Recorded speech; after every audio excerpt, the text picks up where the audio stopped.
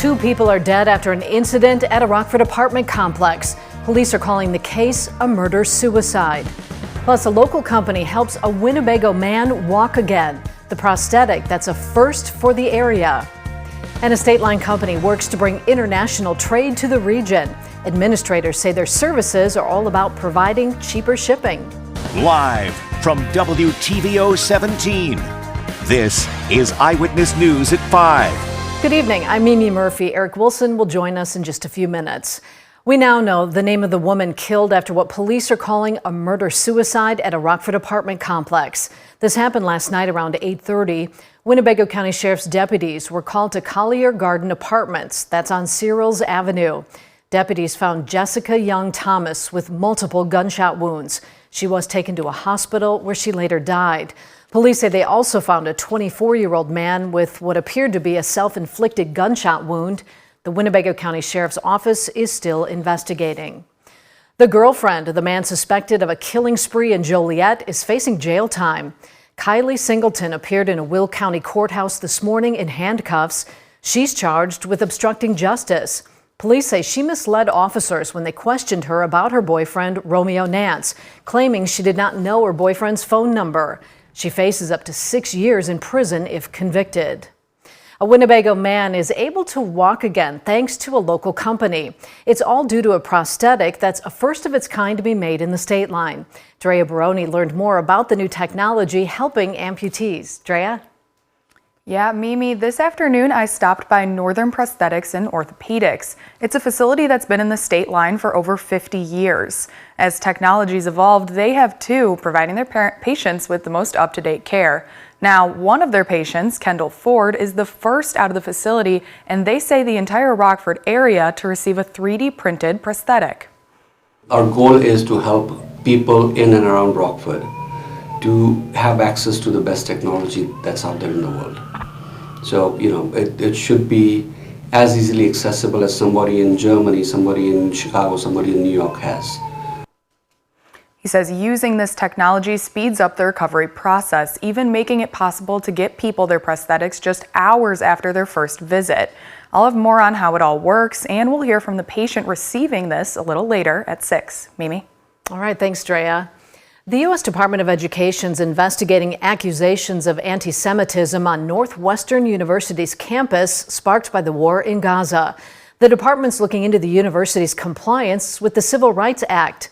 A complaint claims Northwestern didn't adequately respond to incidents of antisemitism. The university says it doesn't tolerate antisemitism or other discriminatory acts. Officials say they'll cooperate with the investigation. The Illinois State University Board of Trustees is slated to decide if tuition rates will increase for certain programs. The rates will begin for the 2024 to 2025 academic school year. Impacted programs are nursing, the College of Business, Cybersecurity, and Computer Science. Engineering will also have a slightly higher tuition rate once the program starts in the fall of 2025. Administrators say the model allows the university to remain competitive for all students while placing some costs in the right place.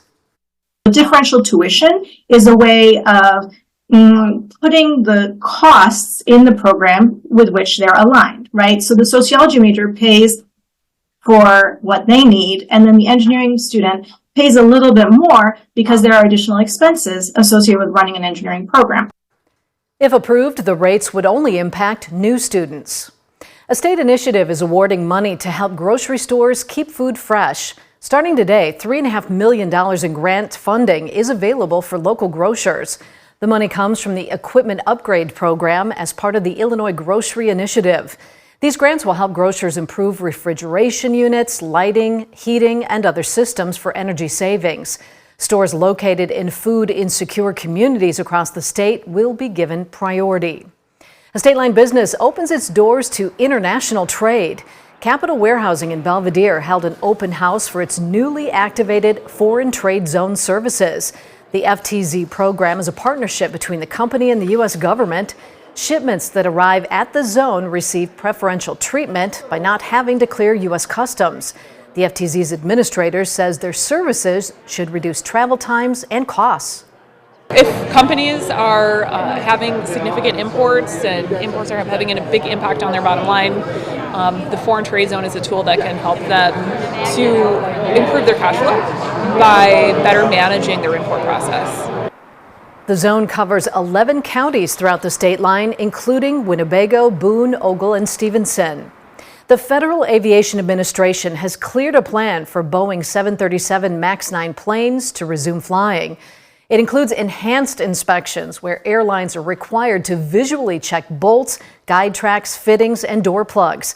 MAX 9s have been grounded since January 6th when a door plug flew off an Alaska Airlines plane mid-flight. Boeing's CEO met with several lawmakers on Capitol Hill yesterday and told them his company understands the cause, but is waiting for the National Transportation Safety Board to finish its investigation. Any words of assurance for customers who are too scared to fly on a Boeing plane? We believe in our airplanes. We field safe airplanes. Our people do. We have confidence in the safety of our airplanes, and that's what all of this is about. And we fully understand the gravity. Alaska Airlines says its fleet of MAX 9s will be ready to return to service tomorrow, while United will be prepared on Sunday. The FAA says it's limiting new production of the jets until Boeing addresses quality control issues. It's a big night for a local nonprofit. Up next, we'll have a live preview of our annual Evening for Hope telethon. And coming up at 6, a culinary celebration kicks off in the Forest City.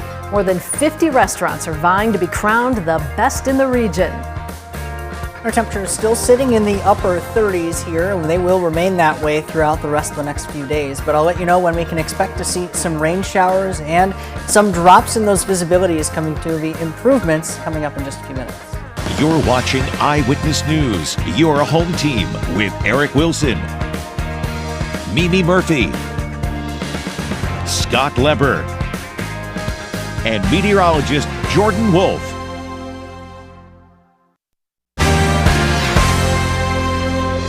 It's the biggest night of the year for a local nonprofit. Rockford Rescue Mission's An Evening for Hope telethon takes place tonight, and Eyewitness News is once again proud to bring it to you. Eric Wilson and Candace King are at the mission getting ready for the evening. They join us now with a preview. Hey, guys. That's right, Mimi. We're back for another special night here at Rockford Rescue Mission. It's kind of, I mean, we talk about how much work it is sometimes, but it's really, we're here for one day. Right. And we get to see a lot of faces that we only see once a year and hear some amazing stories. And, you know, the stories, I think, really help tell the story, essentially, you know, and you get the inspiration of the people who go through the programs, the recovery programs, who have, you know, seen their lives changed over the course of however long they have been here. And just the inspiration is just, it's wonderful to hear, and so thankful to be a part of it, and to be a part of it tonight too, because this is one of the biggest fundraising events for the mission. And it's a very special year for the mission. If you can't tell behind us, 60 is prominently displayed. It's because it's the 6 decades. It's a long time to really be serving the community. It really is. And there's so, I mean, we actually learned a little more about the history earlier here this evening, and it just how it came about, how the mission came about, and how it has continued to serve the community. And so we really hope that you are able to join us here tonight, 7 to 9 o'clock. We've got the telethon. You will learn some of that as well, Yes, but like Candace mentioned, you will also, again, we're here to help raise money. Yes. But we talk sometimes too, when you hear these stories or you see these stories, you might need some Kleenex handy, because after a lot of the stories, whether it's an interview or whether it's a video piece that we show, sometimes there's not a dry eye in the house on the phone bank. Although the phone bank people are usually busy, but when you watch these videos, it's so impactful when you see how big people's lives have changed because of services they've gotten here at the mission. It restores a little more hope, I think, in maybe a time that sometimes can feel hopeless. And I mean, I have fallen victim of that myself, having tears coming out of hearing a story, because it just, you know, there's a lot to it, and we are very thankful to be a part of it tonight. And we've got a lot of money to raise. Our goal, $125,000 for the mission, and I know we can do it because we did it last year. Hopefully you can help us out. We'll be back here live from 7 until 9. Mimi, back to you. The community always comes through. Thanks, guys. Because of the telethon, there's a little bit of a change for ABC shows tonight. A new Press Your Luck will air at 9, followed by Eyewitness News at 10. Then Jimmy Kimmel and Nightline, then a 2-hour episode of Truth and Lies that will begin at 12:07 a.m. Rain is set to stick around the state line for the rest of the evening. After the break, Jordan tells us about our above freezing temperatures and when we may see some clearer skies. Now, your first warned weather forecast from meteorologist Jordan Wolf. Some foggier conditions still ongoing across many portions of the state line, but not showing up nearly as much when you look at Rockford. Our downtown Rockford SkyTrack camera still showing those fairly cleared visibilities. However, that is not the case when we look with many other locations, including at the Poplar Grove Airport, where we are still seeing those significant reductions in visibilities that are ongoing locally at the Poplar Grove Airport, as well as our other SkyTrack camera out in Freeport, the Park Hills Golf Course, also showing those drops in visibilities and very calm winds as well. When we look with our flagpole, not a whole lot of wind and a lot of moisture near the surface, along with those colder temperatures with that recent snow.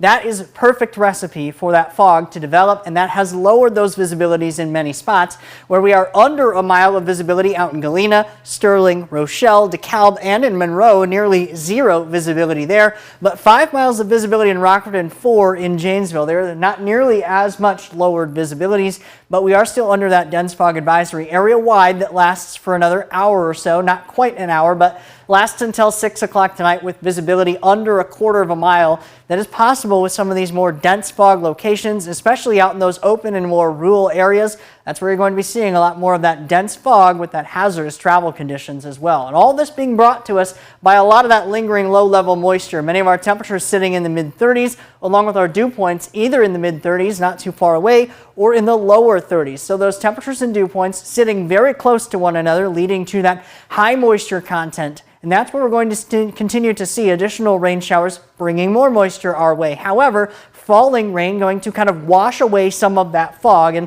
not really showing up with any of that locally at the moment out to the west. However, we could see some of those visibilities come up a little bit when we start to see some of that rain begin to fall. That heavier rain going to be possible as we get closer to midnight tonight, with some of these more steady showers showing up near Interstate 88 corridor, continuing to lift to the north and to the east as we get toward midnight and beyond. We could see some drier air with some drops in those precipitation rates once we get after midnight. That could lead to that fog that redevelops in some locations where we see that mist or even no precipitation falling in some areas, but we continue to hold on to those scattered showers in nature that fill back in on the backside of this system as we get into Friday afternoon and even going into the early hours of the evening before we eventually pull away some of that moisture, bringing us some drier conditions, at least precipitation-wise, as we get into the following day. Total precipitation rates going to remain, or total precipitation falling, going to be remaining around a quarter of an inch to around 3/4 of an inch for the most of us. In all of our locations with this particular computer model falling within that range, a half of an inch of precipitation likely going to be kind of the story going forward. Warmer weather is on the way, and I think we can get warmer than the 30s, which already felt much warmer than what we had last week, but some much more mild air with ridging out to the west going to be developing, and that is going to bring us some of that warmer weather as we get into the end of next week. In the short term, though, still above average for many of our temperatures by a margin of around 5 or 10 degrees. 37 degrees on Friday with rain showers ongoing through the majority of the day. 38 and then 36 the next couple of days, and we still hold on to those temperatures, not moving too far for those overnight lows or afternoon highs, but we do see some 40s on the horizon, Mimi, as we get toward the end of next week. All right, thanks, Jordan. Scott's in next with sports. We'll hear what Fighting Illini coach Brad Underwood is saying about his team's loss at Northwestern last night.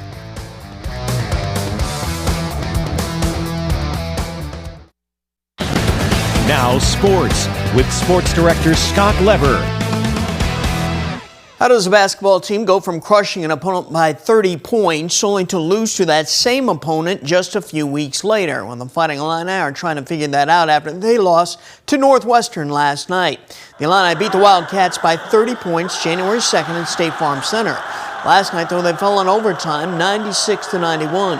Boo Buie went off for 29 points for Northwestern. Both teams now have identical records of 14-5 overall and 5-3 in the Big Ten. You know, we're not going to win many games giving up 64% from the three-point line. We're not built that way, and I loved what we were doing in the first half. 4s and 2s. I think they had 1-3 at half, and that's the difference in the game, and that's what our defense is built around. So give them credit. Next up for the Fighting Illini, a home game Saturday against Indiana. The Bulls are in Los Angeles, where they will take on the Lakers tonight. LeBron James won't play. He has an ankle injury. The Blackhawks have their work cut out for them tonight. They're in Edmonton to take on an Oilers team that has a 14-game winning streak. The Oilers haven't lost since more than a week before Christmas. Connor McDavid leads them with 60 points. The Blackhawks are struggling to score. They're averaging only a goal and a half per game over their last 10 games. It's an 8 o'clock start tonight. Well, the Packers have announced another change on their coaching staff. They have fired strength and conditioning coach Chris Gizzi. The 5 finalists for the NFL's MVP award have been announced. There are Lamar Jackson of the Ravens, Christian McCaffrey of the 49ers, Dak Prescott of the Cowboys, Josh Allen of the Bills, and Brock Purdy of the 49ers. The winner will be announced during the NFL Honors Show February the 8th. A woman who used to work for Vince McMahon in WWE has filed a lawsuit against McMahon. She claims the former wrestling CEO used her for sex trafficking. She claims she was used as a pawn by McMahon to help him secure talent deals with wrestlers that McMahon wanted to sign. She also claims she was paid hush money to not tell anybody, and she claims she was blackmailed into not saying anything, or McMahon would release compromising photos of her. The White Sox had the new TV announcer for the upcoming season. He is John Schriffen. He has worked for ESPN doing MLB games along with several college sports. Schriffen has also worked with the NFL Network. He'll team up with Steve Stone on those Sox telecast. That's sports. We'll be right back.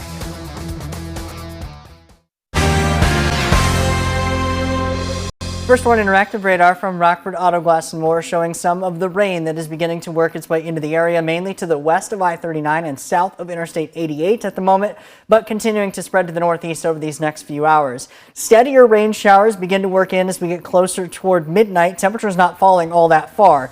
If we get drops in those precipitation rates, we may see some of that fog begin to redevelop in some areas. Temperatures remaining in the 30s throughout the rest of the weekend and early next week before rising into the 40s Wednesday and Thursday. Thank you, Jordan, and thanks for joining us. Have a good evening.